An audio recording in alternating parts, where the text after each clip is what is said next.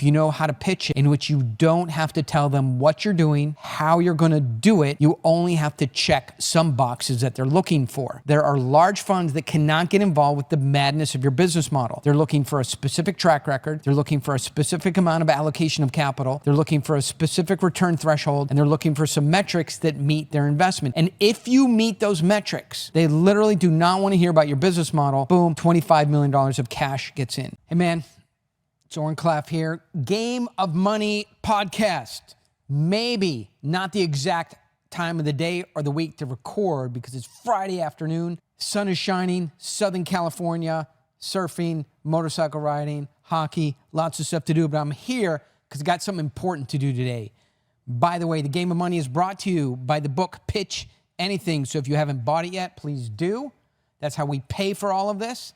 I know what you're thinking. Hey, Oren, didn't you write that book? Don't you own it? Correct, I do. All the money that goes into Pitch Anything also comes to me. But the point is, if you don't buy Pitch Anything or you don't buy it for someone else, then I just have to pay for all of this myself, which I'm happy to do. But the book Pitch Anything pays for the studio, for the production, for the media and everything like that. Buy another copy for yourself. You will love it. It goes over intrigue frames. It goes over framing. It goes how to structure a pitch and get control of any kind of environment where you're trying to explain something to someone else in a way that, not that you want to be persuasive, but you want to give them a set of options, honestly, effectively, truthfully, in which they understand the option that you have, the thing that you provide, the thing you're selling, the deal that you offer is probably the best deal for them. So if you want to know how to do that, you can buy Pitch Anything. All right, let's get into it. So welcome to the Game of Money. Today I'm diving deep, literally, into two hidden forces that shape our world. The deep state, which you're somewhat familiar with, and the deep economy. Both of these systems operate under the radar, influencing decisions and outcomes that most people never see coming. So while the deep state deals with the unseen machinery of government, the deep economy drives the hidden currents of finance and wealth creation. Maybe a fancy way to say it. Before I get into how the deep economy drives wealth creation in a way that would surprise you, shock you, intrigue you, and make you desirous of getting from the sheep economy into the deep economy, let me tell you a little bit about how this worked in reality. So for years, my partner, in the deals where I learned to do deal making, my partner, he would snap his fingers and boom, be able to create $80,000, $100,000, $200,000 out of nowhere. It wasn't out of nowhere. He would do a deal. But I was outside the machinery of the deep economy. I didn't have a relationship with banks. I was not in a network of 300 other investors. I couldn't just snap into money. It was really hard. So if I had to earn, even though I worked in finance, even though I worked in banking, even though I worked in spreadsheets and modeling and moving tens of millions of dollars, I was in the sheep state, outside of the inside. And so our firm did $5, $10, $12 million deals. Maybe the principals of our firm made $1 million, $1.5 million, $800,000 on those deals. My partner could always find $150,000 or $200,000 in 30 days for whatever he needed to do. He wanted to buy a house, if he wanted to go on some massive vacation, if he wanted to do an addition to his house, if he needed to pay his tax bills, whatever, he could just snap into a deal. And I was always perplexed by this because I sat on the outside and he was on the inside. So he was my partner. There was only 5 of us, 6 of us that worked in the firm.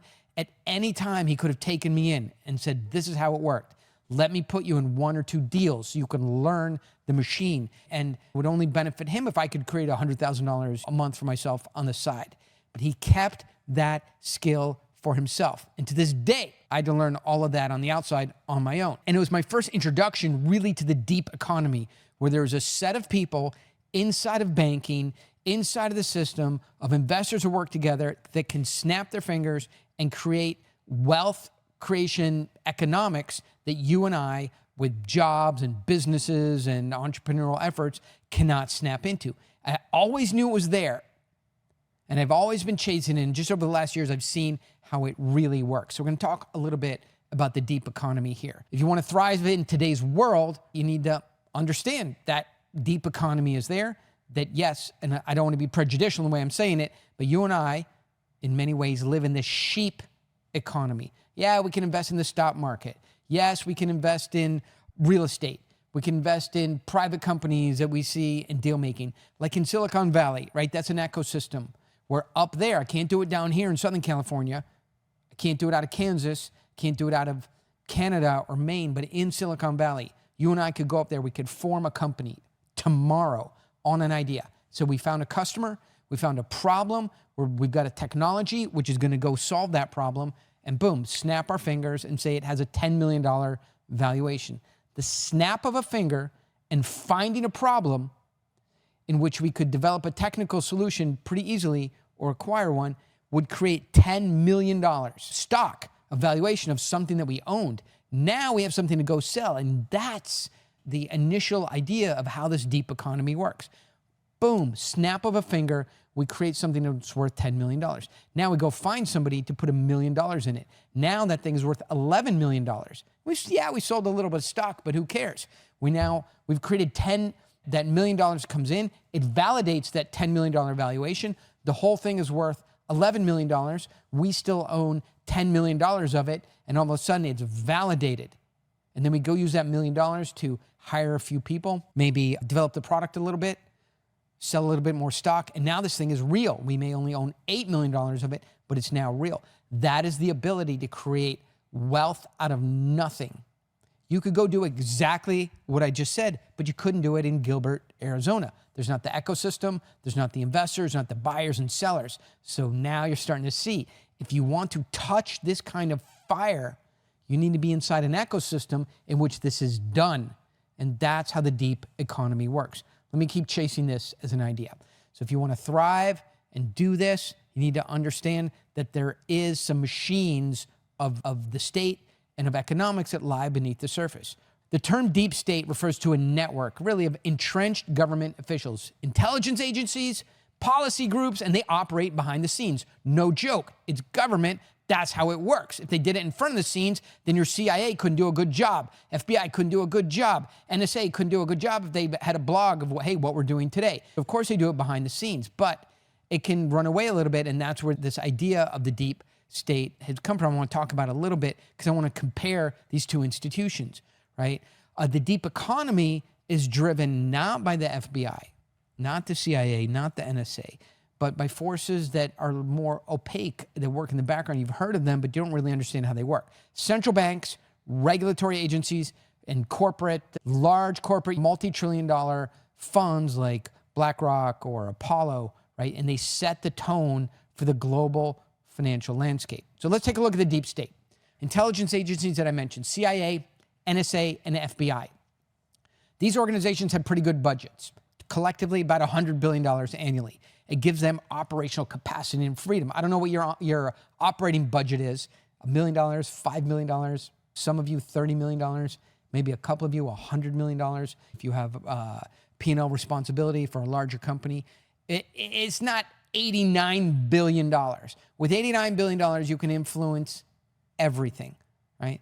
And so the deep state includes the defense industry, because if you're the CIA, you're the NSA, and you're the FBI, you have to spend that money somewhere. Where you're not spending it at Target, you're not spending it at whatever company you do and whatever it is you sell, you have to spend it at the defense industry.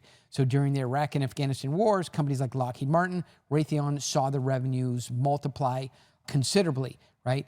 When I say considerably, I know what you're thinking. Hey, if my company went from 10 million to 15 million, or if we went from 5 million to 15 million, we would be growing considerably. Those companies grew by $800 billion in annual defense spending. Probably a little bit more than pet food or SaaS software, whatever you're in. The deep state doesn't end on the battlefield, right? Its policies extend into national security and foreign relations. I'm going to give you some examples. There is a regulatory bias in banking, which if you think about where the deep economy might come in compared to the CIA, small business, the SBA, Small Business Agency, right? The SBA determines who gets money and who doesn't. So what the rules from the deep economy go into, and from the government into the SBA, determine who gets money and who doesn't. So if you want to think about, that's where the deep state and the deep economy overlap. If you want to think about true deep state behavior It's the IRS focuses on certain industries. If you're in that industry, boom, you got a bullseye on you, right? The IRS is perceived or sells themselves as an unbiased collector of taxes, but behind the scenes, it targets specific industries for audits, stricter regulations. What industries? Cash-based businesses, the gig economy, who can't defend themselves, and cryptocurrency traders, right? And they're in the news today. The IRS is an agency that is deeply embedded in the entire fabric of the United States, and the decisions that are made inside of the hallways, inside of offices you don't see, never talk to, affect you if you're in one of those targeted industries. If you're not in one of those targeted industries, then then you're skating free. That's how the deep state actually works to get you away from what I would say, the Joe Rogan podcast conspiracy theory. There is a deep state, it's real, and what they decide in those hallways affects you. Federal contracting and procurement. Federal procurement operates with preference and bias that is hidden to average business owners, right? These contracts are hard to get. You have to have a big department to do it. These people know each other and many times need lobbyists, and there's a lot of slush in federal procurement. If that's the dream of every small business, is to get a federal contract, right? Why? Because these are juicy contracts. They can be renewed. The scrutiny on them is very well understood. You can make a lot of money. Very hard for a small business. Big businesses get those, very few small businesses do, right? So large companies like Microsoft, Oracle, AWS have deep ties with government agencies, and it gives them the advantage to secure the best contracts over small tech firms. That's how the deep state operates. You can see it in the pharmaceutical industry. We don't have to get into that right now. You can see it in trade policy. You can see it in the SEC. I want to talk about that for a second. SEC, Securities Exchange Commission. Securities Exchange Commission, their job is to regulate the financial markets for me, for you, for Apollo, for Bank of America, for BlackRock. But their rules favor large banks in a million different ways. When I say a million different ways, let's just focus on one. So you today probably have to pay 7, 8, maybe even 9% for debt. The bank pays 5%, 5.25%, right? So you pay double for debt what a bank is. Why? Because they're big, sure, but they have a relationship with the government and you don't. So yes, one feature of it is size, but if you want to get inside the deep economy, now you understand. So I know people who can access that 5.25% debt rate that banks get. When that goes down, it goes down to 4%, 3%. For a while, it was at 0%. You never access 0% debt. Yeah, maybe you got 2.3, 2.5% mortgage or something like that, but you never had 0%. But I can tell you there's people like you who are plugged into the deep economy, small, like my business partner, who have access to banks, who have access to financial rails, who can get the Fed discount window rate. That rate is supposed to be for Bank of America. It's supposed to be for Chase. It's supposed to be, in some cases, for large mortgage companies. It's not supposed to be for you, but there are people like you, same size as you, same business, who can access the deep economy and get that free money rate. Smaller financial services firms, community banks, startup, fintechs face heavier compliance, slower approvals, complexity of getting money, and more paperwork, more legal, where there are people in the deep economy who can snap their fingers, plug into the free money rate, access money, get better terms than even banks can get. So how do I get into the deep economy? How do I put together something that within days can go from $0 to $10 million and be validated, monetized, be shown on paper, and then that paper can then be moved into other areas of the deep economy, and you can actually monetize a $10 million piece of paper that you created a couple weeks before. That's the deep economy you got to learn how to plug into if you really want to generate wealth. So for some people, this word deep can hint of conspiracy theory, but I'm telling you, below the surface is a machine of politics and finance. I'm not too worried about the politics for the moment, but it does affect all of our lives. There's a machine of finance. The gears of the financial economy are running deep below the surface that you do not currently have access to. So how do I navigate this world of hidden power? Whether it's the deep state or the deep economy, awareness is key. So you just did job one. I'm aware of it. I know somebody who is in that deep economy. That's me. I have access to them, and I can follow what's going on and start to be aware of it. If I'm aware of it, then I can learn about it. If I can learn about it, then I can understand the use cases. If I can understand the use cases, then I can model them on a spreadsheet. If I can get it on a spreadsheet and I know the right people, I can make it happen. For the deep economy, and I'm going to give you a perfect example, it's vital to monitor central bank policies, regulatory changes, and corporate maneuvers. When I say it's vital, somebody has to do it. You, sitting when you're entrepreneurial mode at your desk, this is all probably new to you.